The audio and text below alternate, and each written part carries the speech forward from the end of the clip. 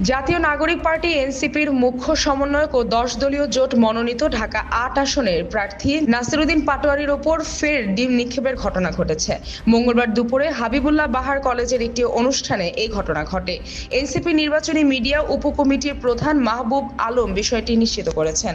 জানা গেছে, নাসিরউদ্দিন পাটোয়ারী কলেজের ওই অনুষ্ঠানে আমন্ত্রিত অতিথি হিসেবে উপস্থিত ছিলেন। অনুষ্ঠানে উপস্থিত হলে কয়েকজন যুবকের সঙ্গে তার ধস্তাধস্তি হয়। এক পর্যায়ে তার ওপর ডিম নিক্ষেপ করা হয়।